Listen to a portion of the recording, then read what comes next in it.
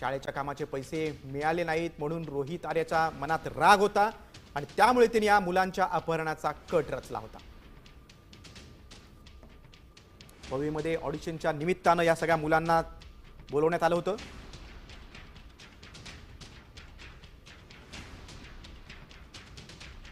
मुंबईतील पवईमधील एका स्टुडिओमध्ये या रोहितनं या मुलांना ओलीस ठेवलं होतं। या घटनेनं संपूर्ण मुंबईतील यंत्रणा हादरली। पोलीस ठेवलेल्या सर्व मुलांची आता सुखरूप सुटका झालेली आहे। या मुलांना ऑडिशनसाठी बोलवण्यात आलं होतं आणि 15 वर्षांच्या आतील ही सर्व मुलं होती। पवईतील L&T गेट 5च्या समोर रा नावाचा हा स्टुडिओ आहे आणि या स्टुडिओमध्येच रोहित आर्य नावाच्या या आरोपीनं सर्व मुलांना ओलीस ठेवलं होतं आणि या आरोपीने एक व्हिडिओ जारी करत धमकीही दिली होती। माझ्या काही मागण्या आहेत आणि त्यासाठी काही जणांशी मला बोलायचं आहे, त्यासाठी मी मुलांना ओलीस ठेवले असं त्यांनी सांगितलं होतं। जर कुठली कारवाई केली तर स्टुडिओला आग लावेन अशी धमकी देखील त्याने दिली होती। मात्र त्यापूर्वीच मुंबई पोलिसांनी या सर्व मुलांची सुखरूप सुटका केलेली आहे। इमारतीच्या बाथरूममधून घुसून या रोहित आर्यला पोलिसांनी ताब्यात घेतलं आणि मुलांची सुखरूप सुटका केली। आरोपीकडून एअर गन आणि काही केमिकल देखील जप्त केल्याची माहिती समोर येते। पोलिसांकडून आता सर्च ऑपरेशन सुरू आहे। साकीनाका पोलीस आणि क्राईम ब्रांच पथक तसंच अग्निशमन दलाचे एक पथक देखील घटनास्थळी तैनात आहे।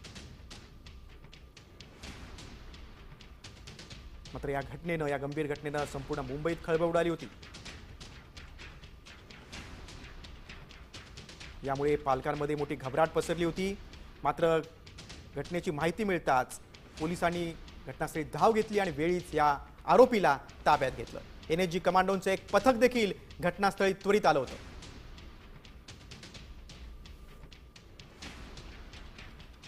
बघा, रोहित आर्य संदर्भात एक महत्त्वाची माहिती समोर आली। सरकारी कंत्राटदार असल्याचा तो माहिती आहे। शिक्षण खात्यानं कंत्राटाचे 2 कोटी रुपये थकवल्याचा राग त्याच्या मनात होता आणि पैसे थकवल्यानंच रोहितनं या मुलांच्या अपहरणाचा कट रचला होता। केसरकर शिक्षण मंत्री असताना त्याचे पैसे थकले होते।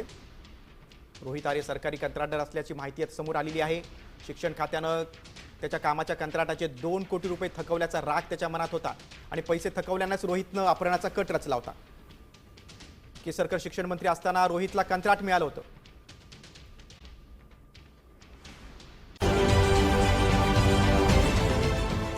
देश विदेशातील प्रत्येक घडामोडींचे लाईव्ह अपडेट मिळवण्यासाठी आता साम टीव्हीच्या सर्व सोशल मीडिया प्लॅटफॉर्मला लाईक, फॉलो आणि सबस्क्राईब करा। तसंच सर्व नोटिफिकेशनसाठी बेल आयकॉन प्रेस करायला विसरू नका।